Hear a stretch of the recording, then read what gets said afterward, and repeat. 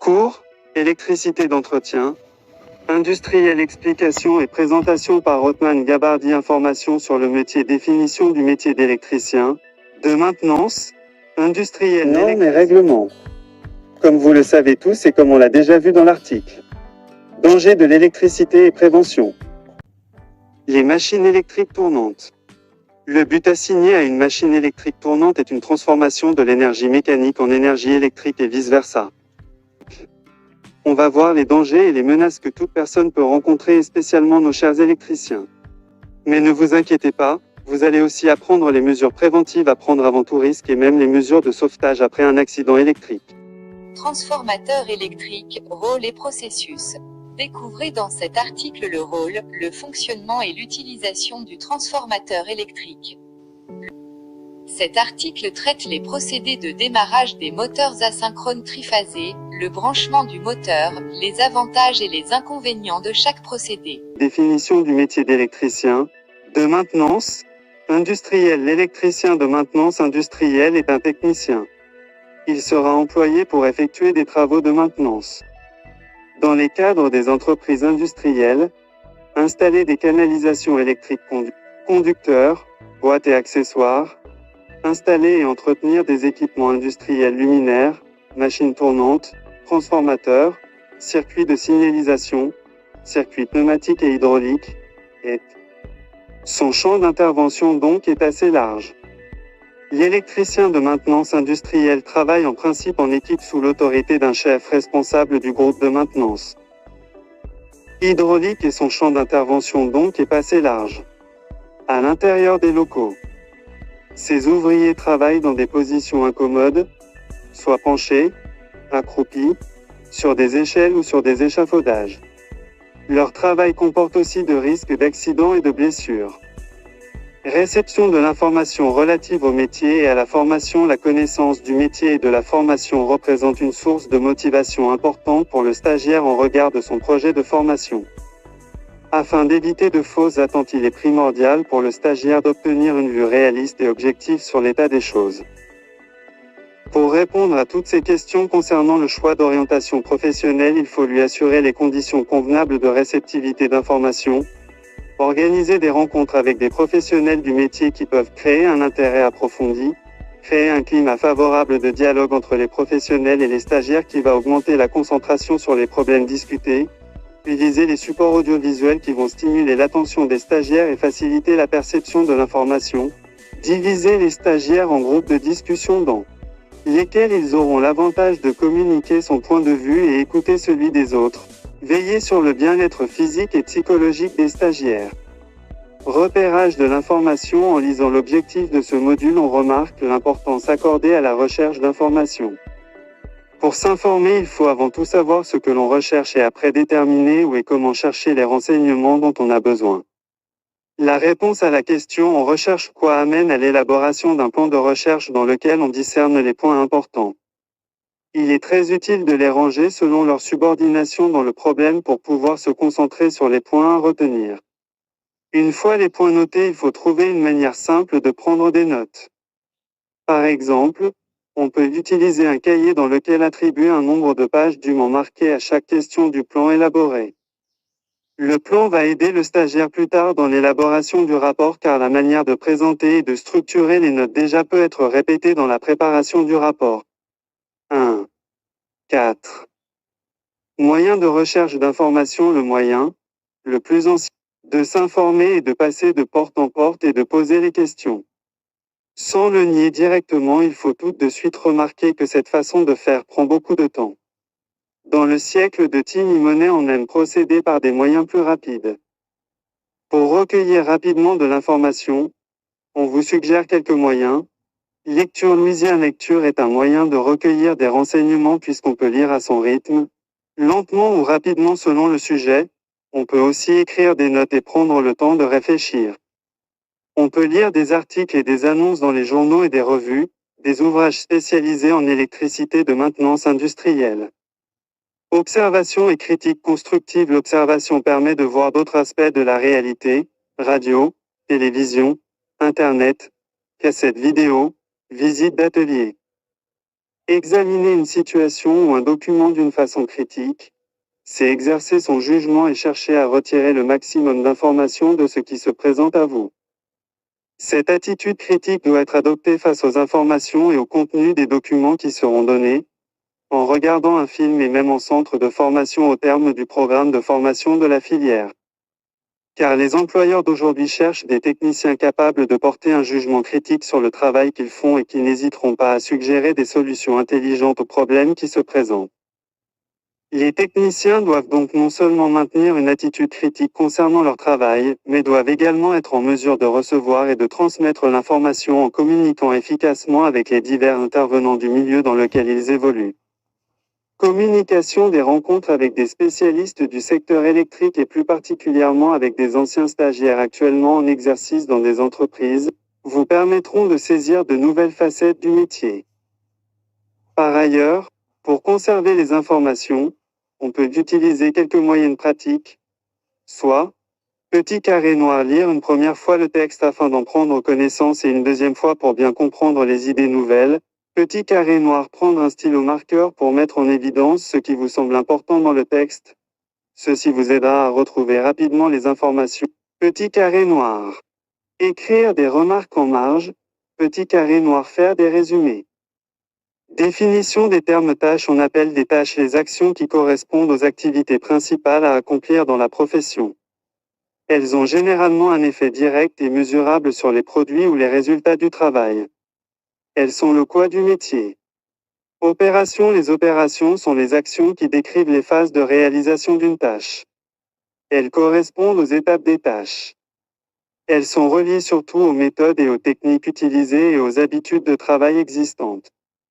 Elles permettent d'illustrer surtout des processus de travail. C'est le comment de chaque tâche. Sous-opérations. Les sous-opérations sont des actions qui décrivent les éléments d'une opération.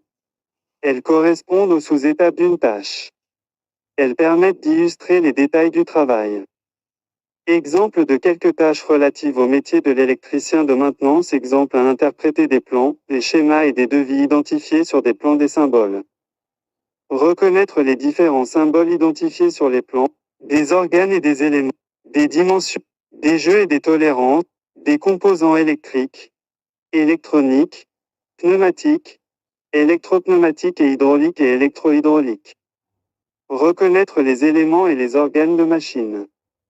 Interpréter les schémas de base électriques, électroniques, pneumatiques, électropneumatiques, hydrauliques, électrohydrauliques.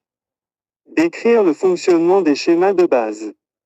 Recueillir l'information dans un devis. Chercher de l'information dans des devis. Reconnaître les termes techniques. Exemple 2. Installer et raccorder des commandes à très basse tension. Interpréter le plan et utiliser le devis. Distinguer les différents types de commandes et de relais et leurs usages. Repérer les renseignements inclus dans les normes liées à l'installation de commandes à basse tension qui sont fournis dans les tableaux, les sections, les articles et les définitions. Déterminer les principaux symboles et composants d'un plan d'installation de commandes à très basse tension. Planifier l'installation. Utiliser les notions d'analyse de circuit nécessaires à l'installation de commandes à très basse tension. Tracer des croquis et des schémas électriques d'installation de commandes à très basse tension. Préparer l'équipement, l'outillage et le matériel. Fixer les boîtes et les relais. Décrire les techniques de fixation des boîtes et des relais. Installer les canalisations. Associer les divers types de conducteurs aux diverses commandes. Décrire les méthodes d'installation des conducteurs de commandes à très basse tension. Effectuer les raccordements électriques. Décrire les méthodes de raccordement des diverses commandes. Fixer les dispositifs et vérifier leur fonctionnement. Décrire les techniques de fixation des divers dispositifs. Mettre des systèmes de commande sous tension. Entretenir des circuits de commande à très basse tension. Décrire les méthodes d'entretien des circuits de commande à très basse tension. Ranger et nettoyer. Consigner les interventions. Exemple 3. Installer et entretenir des transformateurs. Interpréter le plan et utiliser le devis. Reconnaître les différents types de transformateurs, leurs composants et leurs matériaux de fabrication. Discerner les risques possibles pour l'environnement associés aux matières utilisées dans la fabrication des transformateurs. Distinguer les caractéristiques électriques des transformateurs monophasés et triphasés, à vide et en charge. Repérer les renseignements des normes en vigueur liées à l'installation des transformateurs. Déterminer les principaux symboles et composants d'un plan d'installation de transformateurs. Planifier les installations. Utiliser les notions d'analyse de circuits monophasés et triphasés nécessaires à l'installation des transformateurs. Déterminer la section des conducteurs utilisés en fonction de la charge raccordée. Reconnaître les éléments de protection contre la surintensité nécessaires pour l'installation de transformateurs. Préparer l'équipement, l'outillage et le matériel. Discerner les mesures de protection individuelles et collectives applicables avant l'installation de transformateurs. Distinguer les règles de sécurité à respecter pour la manutention de transformateurs. Localiser et fixer les transformateurs. Décrire les méthodes de fixation des transformateurs. Effectuer les raccordements électriques. Vérifier la polarité des transformateurs. Reconnaître les divers types de raccordements de transformateurs. Décrire les méthodes de raccordement des transformateurs, de la charge et des conducteurs de mise à la terre. Effectuer des raccordements de conducteurs de la mise à la terre à l'aide de la méthode de soudage. Vérifier le fonctionnement maître des transformateurs sous tension. Entretenir les transformateurs. Décrire les méthodes d'entretien des transformateurs. Ranger et nettoyer. Consigner les interventions. Exemple 4. Installer et dépanner des moteurs et des génératrices à courant alternatif et leurs dispositifs de commande. Interpréter les directives, les plans et les manuels techniques. Distinguer les types de moteurs et de génératrices à courant alternatif. Reconnaître les composants des machines rotatives et des génératrices à courant alternatif. Expliquer le fonctionnement des moteurs et des génératrices à courant alternatif. Interpréter les renseignements inscrits sur la plaque signalétique d'un moteur et d'une génératrice à courant alternatif. Expliquer le fonctionnement de différents dispositifs de commande de moteurs et de génératrices à courant alternatif. Reconnaître les dispositifs de protection des moteurs et des génératrices à courant alternatif. Repérer les normes en vigueur liées aux moteurs, aux génératrices et à leurs dispositifs de commande. Reconnaître dans des plans les symboles de moteurs, de génératrices à courant alternatif et leurs dispositifs de commande. Planifier l'installation. Installer des moteurs, des génératrices à courant alternatif et leurs dispositifs de commande. Expliquer les méthodes d'installation. 4 à 4. Vérifier le fonctionnement. Poser un diagnostic. Distinguer les sources de problèmes dans un dispositif de commande de moteur ou de génératrice à courant alternatif. Dépanner des moteurs, des génératrices à courant alternatif et leurs dispositifs de commande. Sélectionner les composants de remplacement. Ranger et nettoyer. Consigner les interventions. Poste de travail. On appelle poste de travail l'aménagement particulier d'un lieu permettant l'accomplissement de tâches professionnelles. Marché du travail. Service à pourvoir. L'électricien de maintenance industrielle est susceptible d'être embauché par toute entreprise assurant l'installation et l'entretien des équipements industriels, ce que constitue une grande partie de l'activité de l'ensemble de l'industrie. D'excellentes perspectives d'emploi se présentent à ces ouvriers. Ils peuvent œuvrer pour des petites ou moyennes entreprises ou créer leur propre entreprise. Dans le secteur privé, pour le travail effectué, l'électricien de maintenance industrielle aura un salaire pouvant varier du SMIC jusqu'au salaire négocié au départ avec l'employeur. Si ce dernier est recruté par un organisme d'État, il recevra un salaire mensuel fixé par les lois en vigueur. Au cours de son parcours, l'électricien de maintenance industrielle requiert de l'expérience qui lui permettra de l'avancement et de la promotion dans sa carrière. Conditions d'entrée sur le marché du travail. Après la réussite aux examens de fin de formation passés selon les modalités fixées par l'Office de formation et de la promotion du travail loi en vigueur, ces stagiaires devenus lauréats de l'Office pourront commencer par la recherche d'un emploi ou un stage de pré-embauche. Pour le stagiaire, il est très important de savoir établir un CV et réussir un entretien d'embauche. Le CV peut être établi soit en arabe, soit en français. Il doit mentionner nom, prénom, âge, adresse, photo. Le CV est accompagné d'une photocopie de la carte nationale et des diplômes, ainsi que d'une lettre de présentation mettant en relief les diverses motivations pour le poste. Le formateur doit établir un exemple de lettre de présentation ou fournir des copies aux stagiaires. Pour l'entretien d'embauche, il faut des séances de simulation avec les conseils d'un psychologue de l'AD. R. H. Principales règles permettant de discuter correctement en groupe. Le groupe, à commencer par la famille, occupe une place importante dans l'expérience de chacun. Dans un contexte de travail, les réunions représentent des occasions de communication en groupe. Le succès d'une réunion débute par une bonne préparation tant du responsable que des participants. Les rôles d'animateur et de secrétaire représentent un apport très important dans l'efficacité du groupe et la satisfaction des participants. Le remue-ménage brainstorming et le groupe nominal sont représentatifs de ces nombreuses techniques de travail en groupe. Celles-ci sont de plus en plus utilisées dans les entreprises pour encourager la participation optimale des employés et atteindre la qualité totale. Le processus de communication comprend 5 composants principaux: l'émetteur, le message, le récepteur, le code, la rétroaction. Metteur est celui qui transmet ou demande de l'information. Au cours d'une discussion, cette personne communique des renseignements, donne son opinion et interroge ses collègues. Pour s'acquitter convenablement de son rôle, elle s'efforce d'être objective et accepte que la perception de ses collègues diffère de la sienne. Processus de la communication FIG. 1. La perception est dite sélective parce qu'elle est intimement liée aux besoins, à l'expérience et à la culture de chacun individu. Dans ce contexte, un événement, une personne ou un objet quelconque peut être perçu et interprété de différentes façons par diverses personnes. Conscient de l'influence du phénomène de la perception, l'émetteur s'applique à différencier l'effet de sa perception afin que la communication soit efficace. Ainsi, il distingue l'information qu'il transmet de l'opinion qu'il donne. Message. Le message verbal comprend l'information transmise et demandée et l'opinion donnée. Au cours de la discussion, vous transmettrez de l'information lorsque vous renseignerez vos collègues sur les résultats de votre exploration. Les renseignements fournis devront porter exclusivement sur des faits et être exempts d'interprétation. Par ailleurs, vous émettrez votre opinion lorsque vous ferez part à vos collègues de votre interprétation des faits ou de sujets de la discussion. La demande d'information peut prendre la forme d'une question fermée ou d'une question ouverte. La première se traduit habituellement par oui ou non et freine la communication. La seconde, au contraire, alimente la discussion.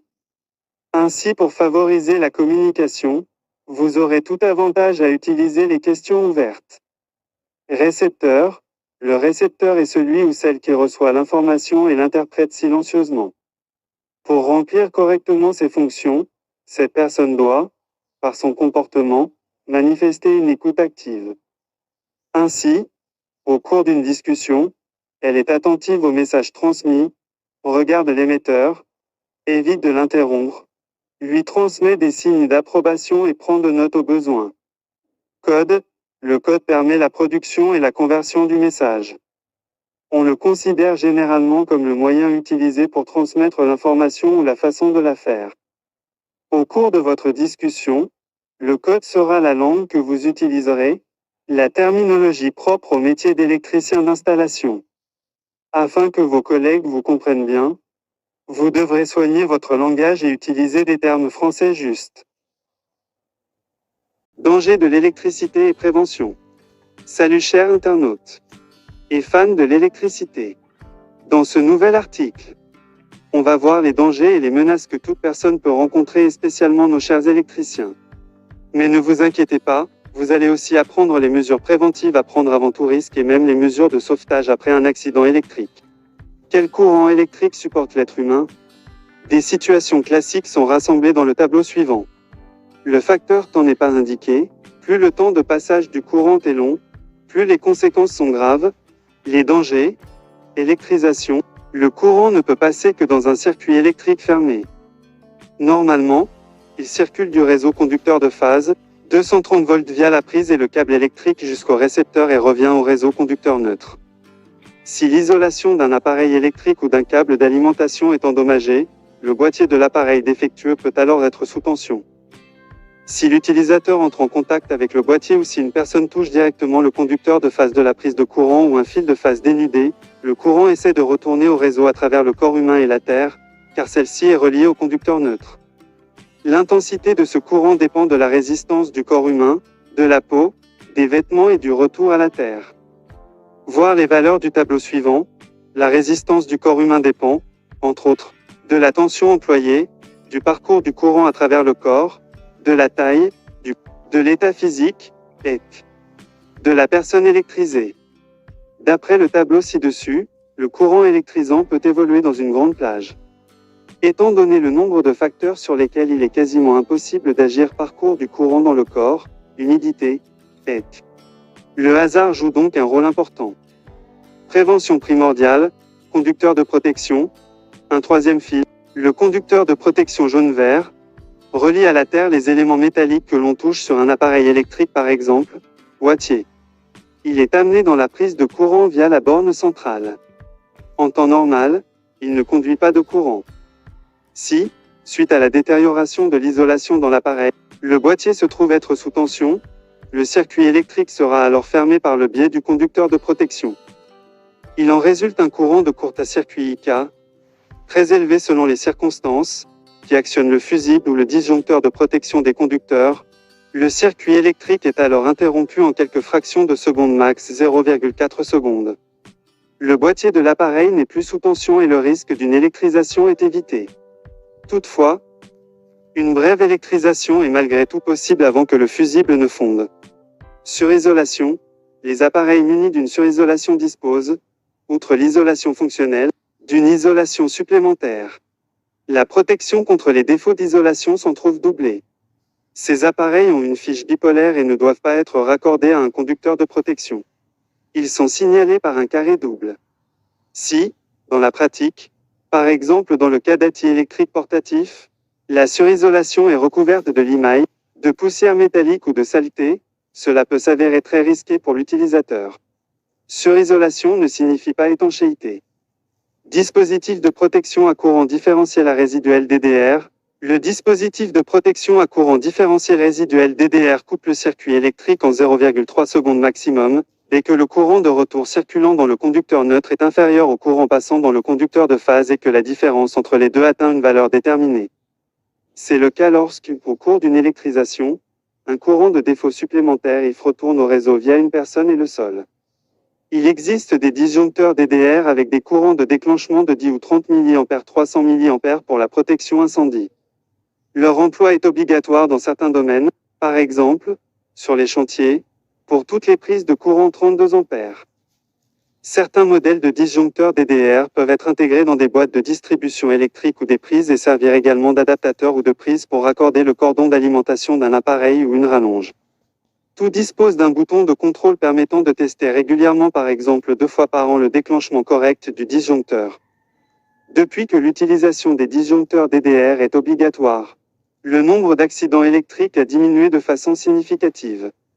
Malgré tout, il subsiste des situations où les effets de la protection sont défaillants, et l'emploi d'un appareil électrique dans une baignoire isolée peut se révéler mortel, si le courant qui circule à travers la personne revient via le conducteur neutre et non via la Terre, en tant que courant de défaut. Transformateur de séparation et très basse tension de sécurité, dans un réseau électrique. Le conducteur neutre est relié à la Terre pour des raisons techniques. Par conséquent, si une personne entre en contact avec